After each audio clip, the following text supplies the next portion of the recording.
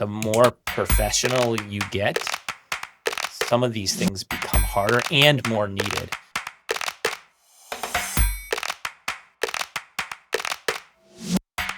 Benji, it's my pleasure to introduce you to a good friend of mine.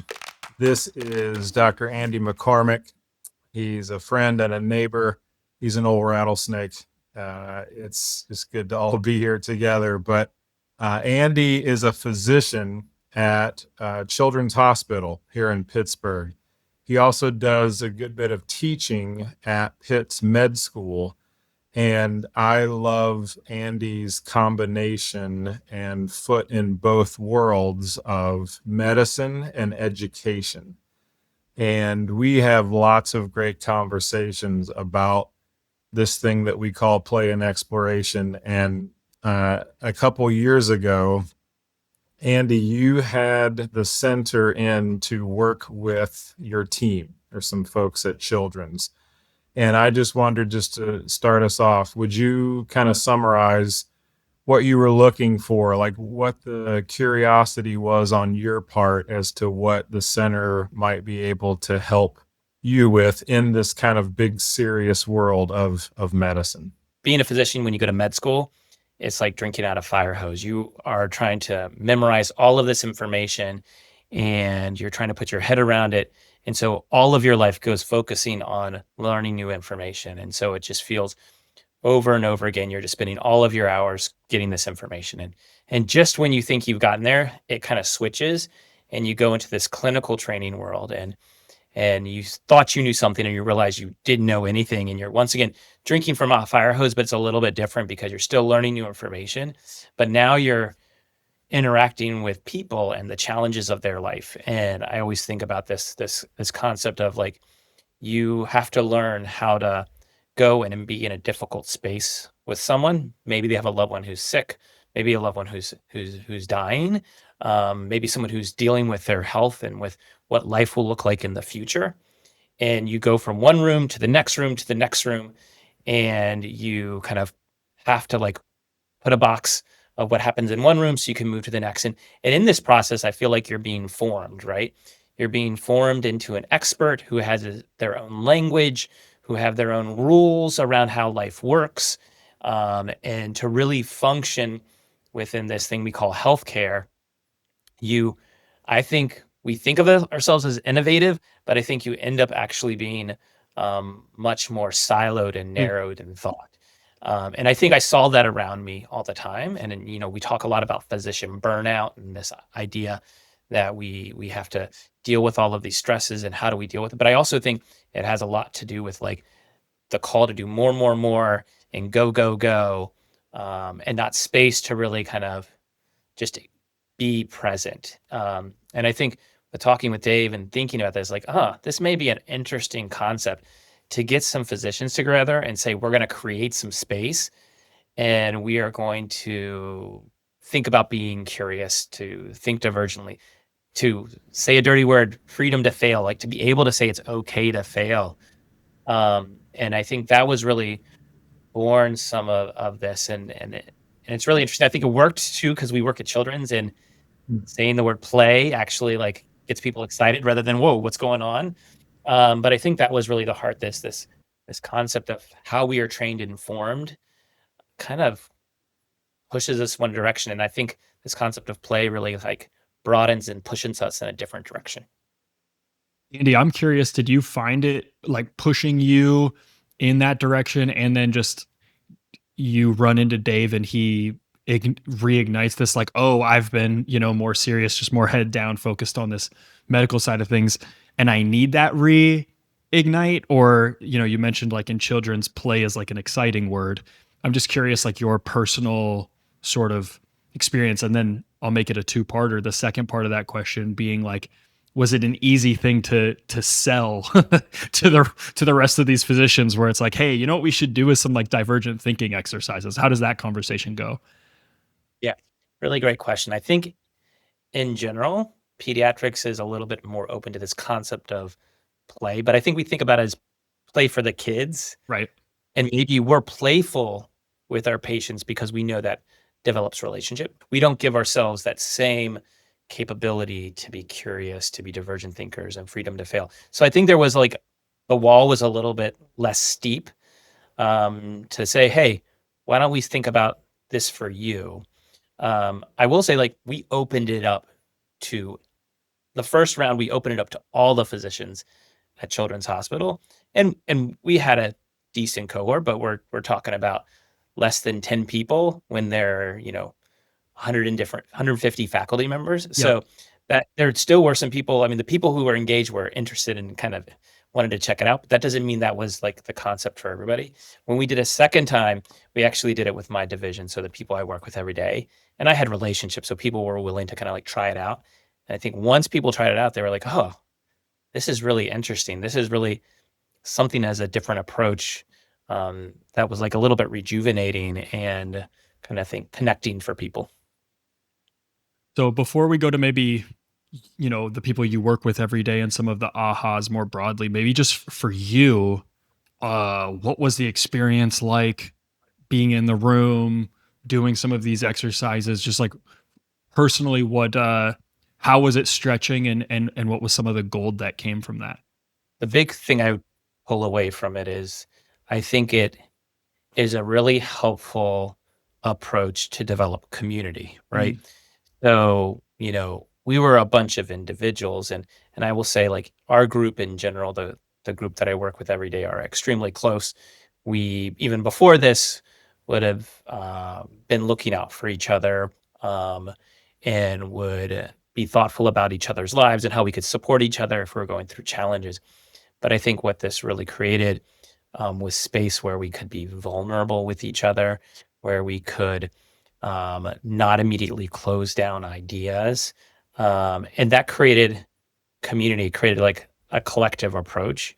So I'll give it a quick example of this. Like, when Dave did this series with my specific group, and we did it over the course of, I think it was like 3 or 4 sessions. Years later, we would bring up in meetings, oh, let's stop, let's do a divergent thinking exercise around this. Let's this is a challenging problem. We're not going to knock ideas out. We're going to like leave it open, and it creates, once again, this community approach rather than like, hey, one person has all the answers. It was a very much more of a shared approach. I think that was a very powerful aha moment to me, that like, how it was a great support in how we even build kind of community and collectivity around the work we do.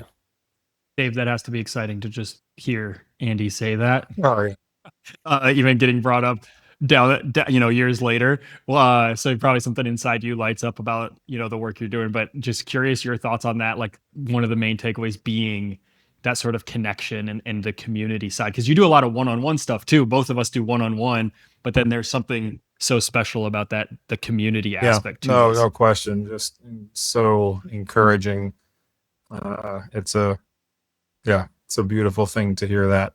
I think I'm still pretty consistently surprised that professional adults can still find the value in this. And I think I suffer from some imposter syndrome there, like, this is just a thing that I think is interesting or helpful. But, Andy and his folks, as you said, Benji, what an encouragement, constant and kind of sustainable encouragement of, no, this is beneficial and helpful and innovative for adults in like adulting serious work. I think that's maybe some subconscious affirmation and encouragement that I get from you, Andy, of, maybe a question back to Andy and you, Benji, of this idea of of a physician or a doctor being free to fail,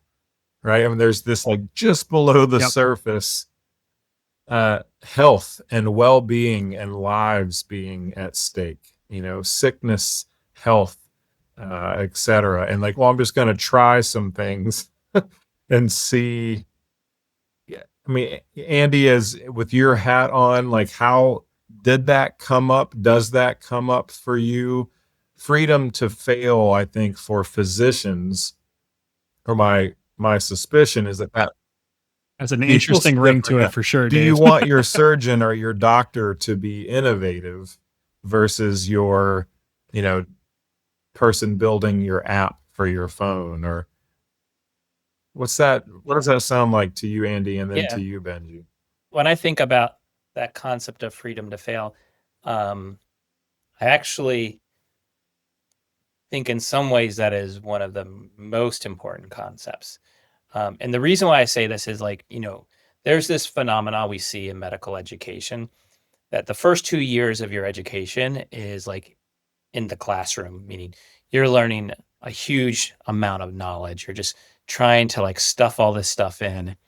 And then you go in the clinical world, and the adage is patients don't read books, meaning when you come to the hospital sick, it's not like you check off all the symptoms and someone says, aha, this is your diagnosis, your treatment. It's often that people are complicated. They have lots of things that are involved in their life as well as their own body. And so they don't just have one problem. They often come with multiple things. And so you actually have to learn in medicine that there are these concepts of what a diagnosis may be and what are the symptoms associated with it. But the reality is, we always have to be open to kind of listen and hear and use that as our first step forward. And we have to recognize that as we make decisions, we don't always start with the right decision. There's actually usually a process. So the TV show House is a great example of the fallacy, right? You got this guy who's this doctor who knows everything, and this patient comes in with these really bizarre symptoms, and he's like thinking through everything, and the first time he gets the right answer, that never happens, right? When you have kind of health problems, especially the more challenging, the more rare something is, there's a process of kind of working with an individual, understanding who they are, having to kind of glean through the information, work with them in different tests to kind of figure out what the path is. So in that is this concept that a freedom to fail is important. We have to be willing to not just have the right answer, to be able to work through it. The challenging thing is we're taught, maybe not, it's the hidden curriculum, right? No one's saying you got to know the right answer the first time, but you go, you learn a bunch of information, you take a test, and if you get the wrong answers on the test, your grade goes down, right? And so those first 2 years say you got to know the information and you got to know the right answer because there's a right answer. And you don't get a chance to get it wrong because you got to get it right on the test. Then you go in the clinical world, and it's not like that. And so I think there's this need to kind of say, when we're talking about failure, we're not taking risks that are going to lead to someone passing away and dying. We're talking about risks in that we don't have to be right all the time. We just have to be engaged in the journey to help find what the right answer is for the person who's in front of us, right? And that's unique to every person we're caring for.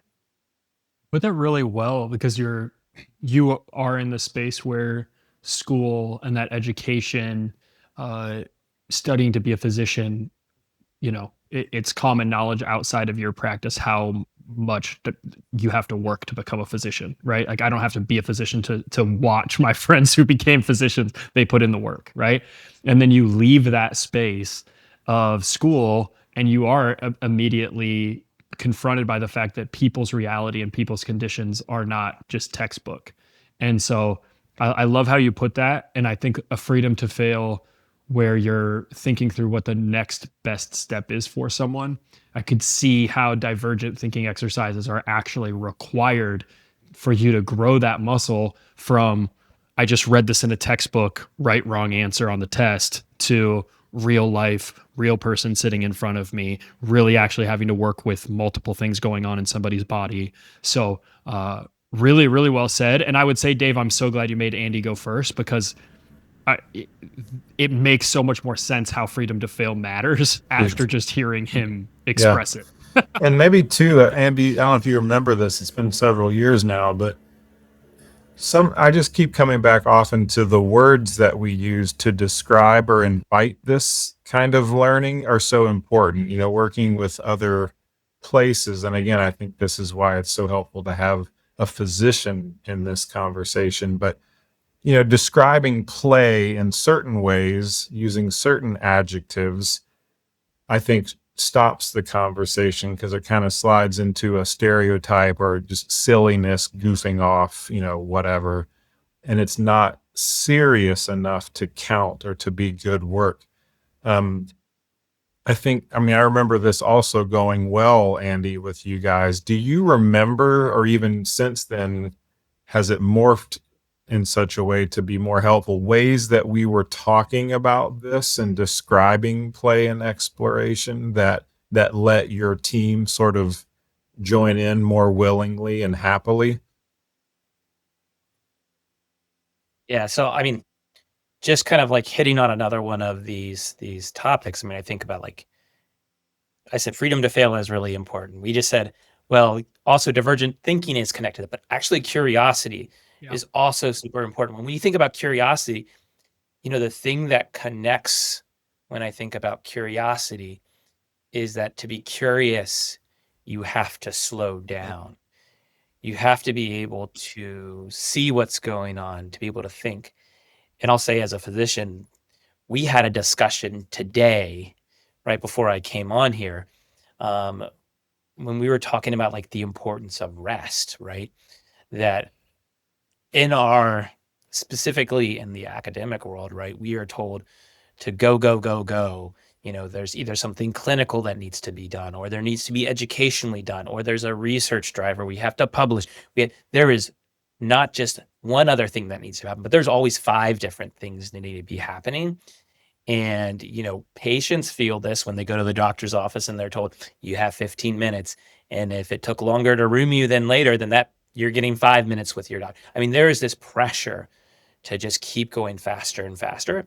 And so I think there a lot of my colleagues, I hear a lot of hunger to recognize that it's okay to slow down. And actually, I kind of made this comment, when we think about resistance and when we think about advocacy and activism, rest is a form of that, right? Because if we aren't well, there's no way we can care for others.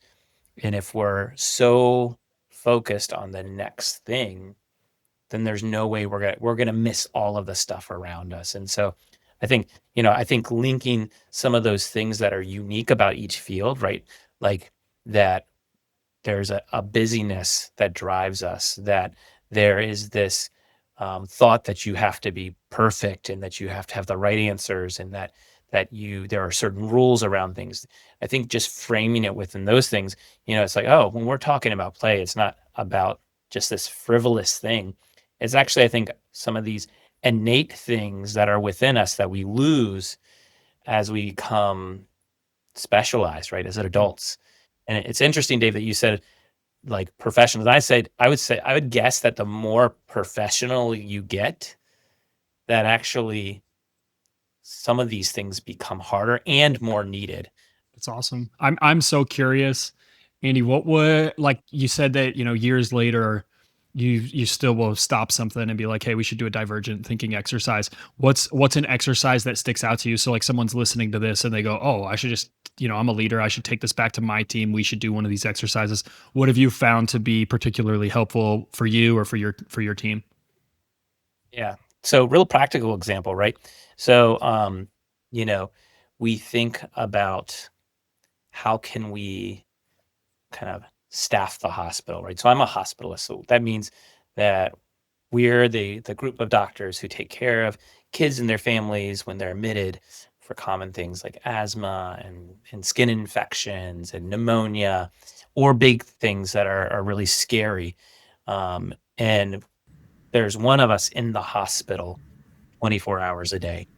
And, we had a system where some people worked during the day, some people worked in the evening, some people worked overnights, and there were these different jobs. And we recognized that there was becoming burnout and separation within our group based on like what silo you worked in and that experience. So we said this needs to change. So said we need to have a divergent thinking exercise because we want everybody to give feedback into how this is going to work, and we just want to hear like what people's ideas are, because right now we're kind of stuck in the rut of how things are going. We know something needs to change. So we did that, but we've done, lots of different ideas of like how we round. what's the best process for making sure that we have everybody included in the decision making? What is the approach we're going to take? So we've kind of pulled it out of our bag as a tool Yeah. when we feel there's a big problem, and we want everybody to have some input, and we want to make sure we have a bigger view of what are possible solutions. Do you do like multi-use tests, different word? What kind do you just brainstorm? What's sort of what questions do you ask them to get them to start suggesting things? We've had sessions where we purposefully have said, okay, we are going to do some plan exploration. So we usually do like one of these fun activities just to kind of like help open up our minds, right? Because the truth is, we're going to all walk into that meeting and it's been busy all day and everybody is thinking a specific way, right? We got to do the next thing. So we have to get our minds right. So often we will start those sessions with something that's kind of a warm up. So, good example that Dave did with us is like put a word on the board that nobody knows, like Gardy Lou, right? And have people discuss and share what they think that idea is, and then put the answer out that it's like the term that was used back in the day when someone was dumping their chamber pot out the window. Gardy Lou, watch out, here it comes. And that just kind of like lowers the tension in the room. It makes people think differently, and it lets us refocus what we're doing. And then we go from there and we just ask simple questions. Like we say, hey, this is the thing we want to talk about. We want to think about how can we think about the challenge of us being in these different boxes of what shifts we work in the hospital. And we know this creates silos and we want to make sure we're doing a better job. So how can we rethink it? And we say, hey, we're going to spend 5 minutes and there is no wrong idea. Just everybody, we're going to spend 5 minutes and write as many ideas as we possibly can down. And then we're going to come back and we're going to share out. And that doesn't mean like the answer has to be discovered at the end of the session, but it's the beginning of having a conversation that we can work on together. There's an aspect to this that once some of these exercises and whatever, obviously, Dave, I'm sure it makes you smile thinking there's tons of rooms you're not in, right? That's the coach's dream. You kind of do the work with somebody and they get to take it back to their team, and the ripple effect of the work goes out into the world. I'm curious, Andy, as we start to wrap up here, what's the value of bringing in somebody from the outside to do this work with your team, whether that's to just gain that initial momentum, having somebody that wasn't a physician in the room facilitating that? Did that help you see what's possible, and then you kind of can take it from there and run with it? But specifically having Dave just in the room doing this with your team, any kind of final takeaways?